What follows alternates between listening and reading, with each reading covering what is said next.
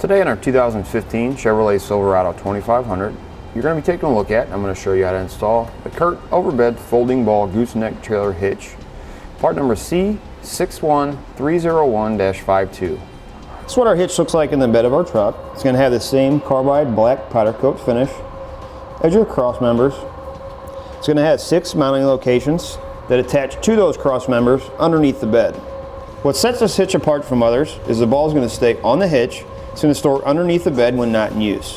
When you're ready to use it, you simply pull the handle, grab the T, flip the ball up, and it's locked into place. Your safety chain U-bolts are spring-loaded. And when you're not using the ball, simply pull the T handle, lift, fold it down into place. You're going to have a 2 5/16 inch ball.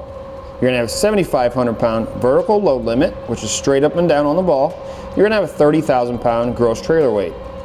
Now I do recommend checking the owner's manual of your vehicle to make sure it can withstand that amount of weight. As far as the installation goes, it is a fairly straightforward installation. It is going to come with all the necessary hardware. The only cutting and drilling that's going to be required is right here in the bed of the truck. Let me show you how to get that done now. First thing we need to do to start our installation is go ahead and remove your spare tire. It's going to give you much more room to work. Once you've done that, we're going to need to remove part of our heat shield. If you look at the hat channel here and the one up here, we're going to remove this center section that's in between them. There's a couple ways you can do it. You can use 10 snips like I'm going to. You can use a grinder with a cutting wheel on it, or even a Dremel tool if you have a cutting blade on that.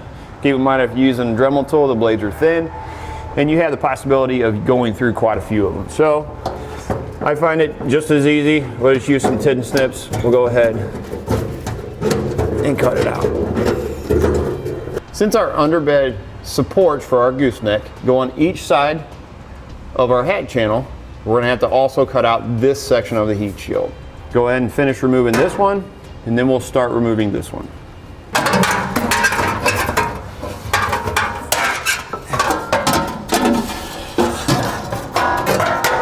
Now I'm sure you may be asking yourself why we cut it instead of taking the screws out. Well, the reason is 90% of the time when you try to take these screws out, the screws either break off inside or you strip them out and you're not going to be able to get them out. So it's much easier just to cut this off because you're not going to be reinstalling it.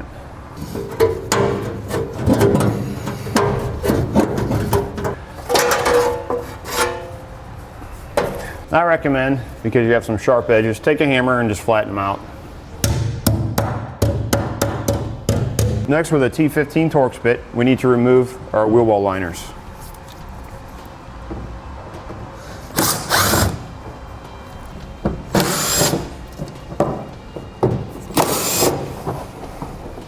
You're going to have 13 screws that look just like this on the inside of each wheel well, holding your wheel well liner in. Go ahead and remove both driver and passenger side. We're just going to start on one side. We're going to pull it out.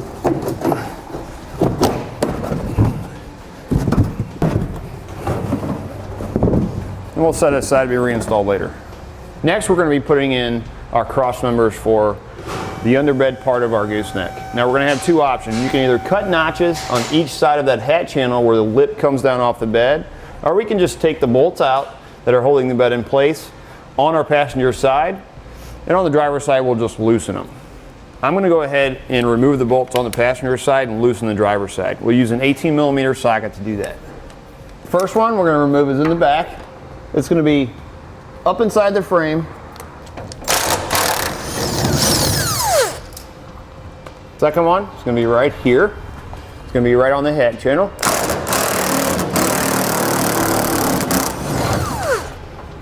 Third is going to be on this hat channel right in front of the axle. And then our fourth and final one on our passenger side is going to be on our very front hat channel.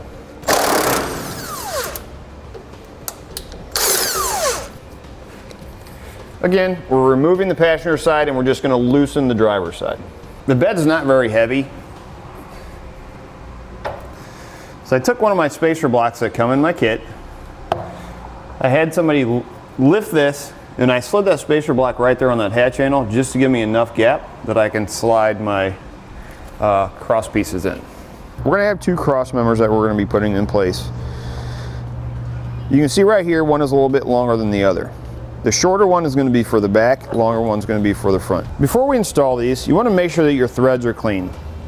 Take one of your flange nuts and try to put it on by hand. Because these are powder coated, you'll get some powder coat on the threads. That needs to come off so they don't strip out when we install them. So what we're going to do is we're going to take a 5/8 inch die. We'll go ahead and clean that paint off of this. You want to make sure that the thread count or has a number 11 thread. 1¼ inch socket.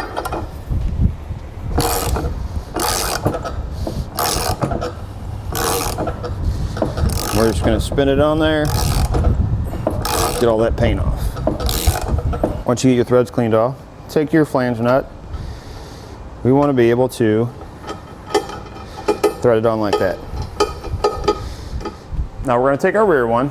You can see that it's got a V shape to it. You want the V to face down. You want the holes to face towards the back. The reason we're doing it this way is when we get it in, we're going to rotate it up like this. These are going to be the 3 mounting holes that are going to go through the bed of the truck. Let's tip it up between our bed and our frame. Spin it across here.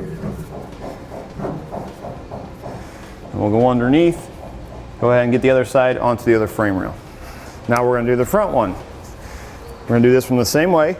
V's facing toward the bottom. This time the holes are going to be facing towards the front of the truck, so when we rotate it, it's going to sit like that. We're going to put it on the front side of this hat channel.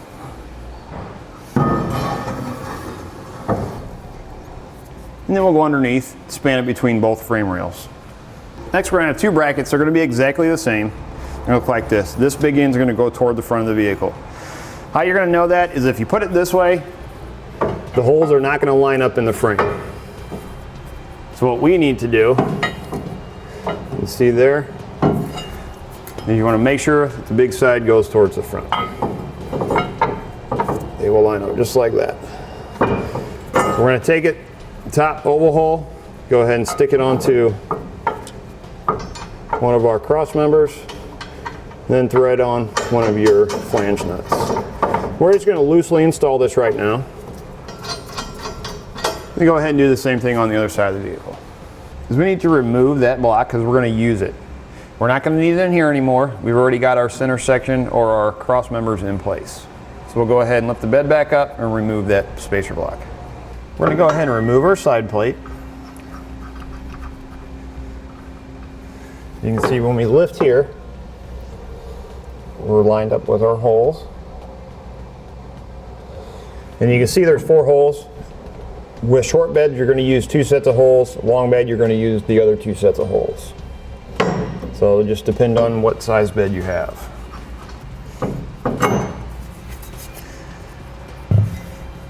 Next, we're going to take our pull wire, put a slight bend in the end of it, like this. We're going to feed it through this very back hole. We're going to come all the way up to here. It'll take a minute to get that in there. You can stick your finger in here and kind of feel around. You might have to bend the wire, just the wire a little bit to get it up here, but you will get it. Next, you're going to take spacer block, carriage bolt. Go ahead and put your spacer block on.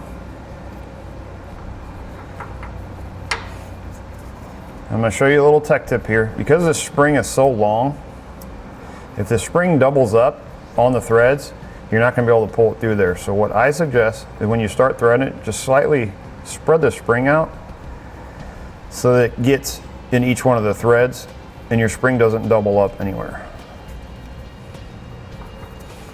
Drop your spacer block in. Take your bolt, spin it, and go in head first like that.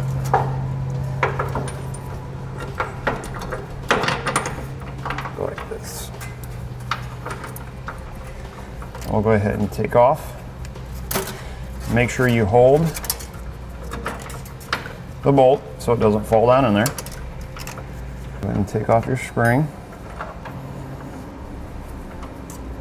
Your kit's only going to come with 2 of these, and you're going to have to use at least one of them for both sides, so make sure you unthread it if you can. Don't just pull it off. Once you get it off, keep a little bit of pressure on the bolt. Like that.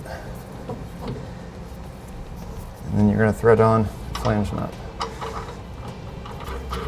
We're just going to thread it on that much, just like that. We're going to do the same thing with this front hole. This one's a little bit easier to do because you can actually reach in and hold it. We're going to go ahead and use the leader to help get our bolt started. Spacer block, and then thread your leader on.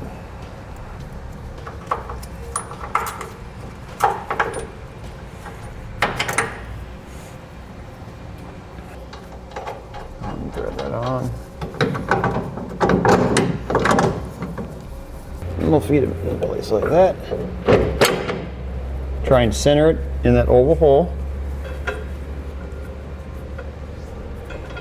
Then reinstall the nut, just like that. Since our side plates are going to be stationary, we're going to go ahead and hand tighten those so that they stay in position, they don't go back and forth. Keep in mind, this is once you get the other side, once you get the other 2 cross members up inside the holes, hand tighten those down on both sides, then we need to go underneath the vehicle. This just happened to work out when I put the cross members inside the frame brackets. They turned up. If they don't turn up, they need to be turned up like this, and all you do is take them and spin them where your holes are up against the bottom of the bed. Next, you're going to have a spacer like this. This is going to give you the correct distance between the rails. What we'll do is we'll take it like this. Once you get it turned up, and what we want is we want it to touch both sides.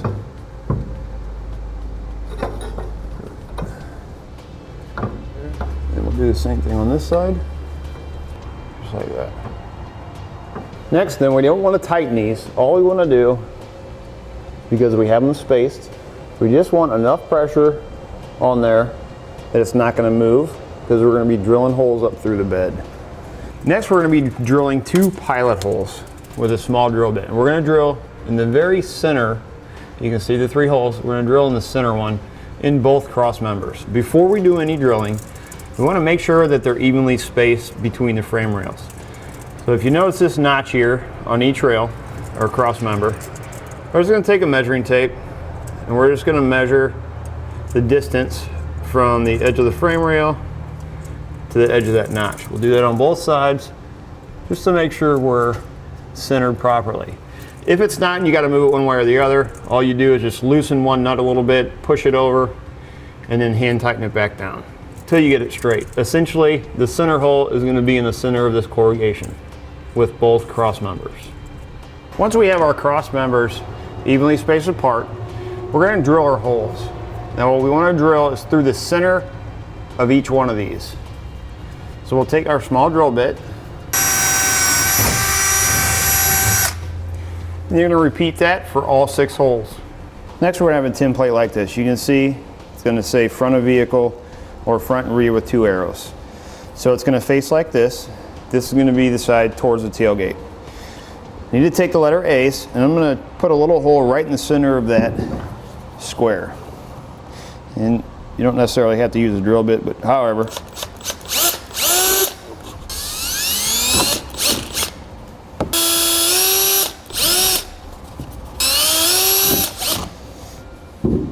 what we want to do is take those holes and line them up with the holes we just drilled in the bed of the truck. Once we get our holes lined up, we'll tape down the rest of the tin plate. Next, we're going to take an 1/8 inch drill bit and we're going to drill out where the letter B is on each corner of that square.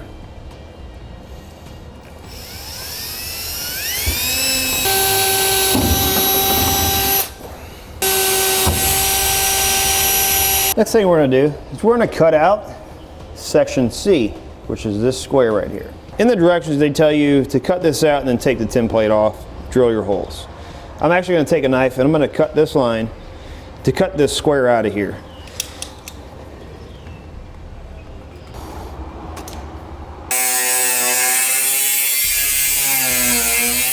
Then we'll go ahead and remove our tin plate. We'll finish cutting this out. So I got a Sawzall and I'm gonna go from the top.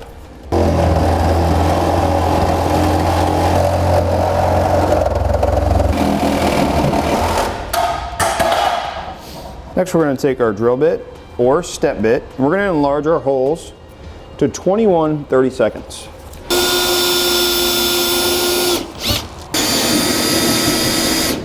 Once you have all of your holes drilled, you want to either take some paint or some clear coat. You want to cover up all of your bed metal to help resist any rust or corroding later on down the road.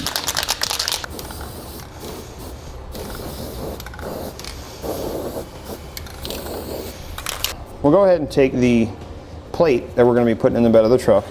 You're going to have a small U-bolt like this in your kit with 2 lock nuts. This is going to be the handle for this lid. We'll just slide it into both holes like this. Take a 13mm wrench or socket. We'll tighten those down. So it's up to you how much you tighten this down. As long as you have threads coming out of the end of the nut, it should be enough to allow you to pull the lid up when you need the ball. Now we're going to take our carriage bolts that come with this section. Go ahead and drop them into the holes.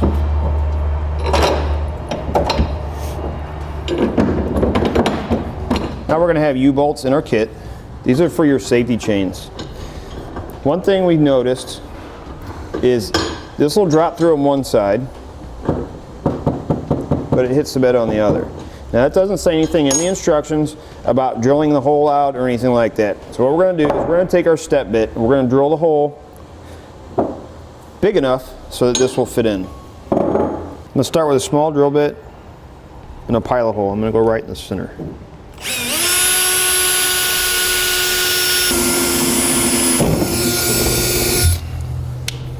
We'll go ahead and remove this and drill our hole out the rest of the way.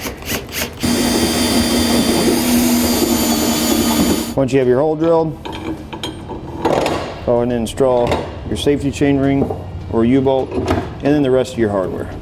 Once you have everything in place in the bed, we'll go underneath. Next we'll put our flange nut on our hardware. We're not going to tighten this down just yet.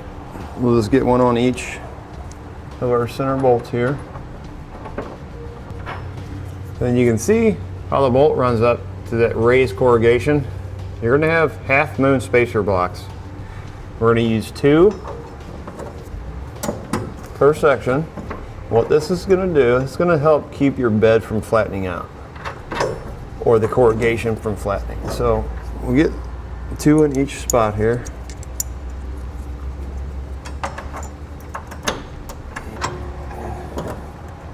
Get that hand tightened up there. And we're going to do the same thing with the front cross member. Now we're going to take a 24mm drill bit. We're going to tighten all of our hardware, then we're going to come back and torque it all to the specifications in the instructions.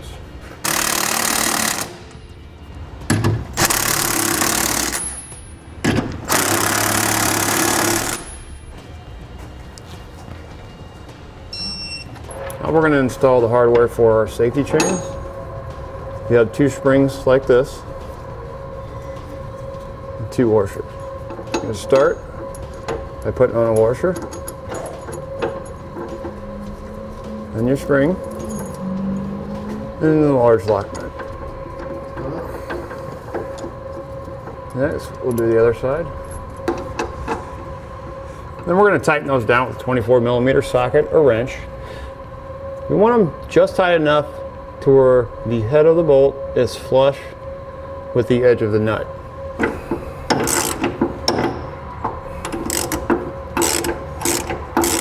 We're going to torque the 2 nuts that are going to our cross members, and then we'll torque the ones going through the frame and the side plates last. Once you have everything torqued, you can go ahead and reinstall the bolts that hold your bed to the frame. Next, we're going to install our fender liners in reverse order from the way we took them out. And that'll do it for a look at and installation on the Curt Overbed Folding Ball Gooseneck Trailer Hitch, part number C61301-52 on our 2015 Chevrolet Silverado 2500.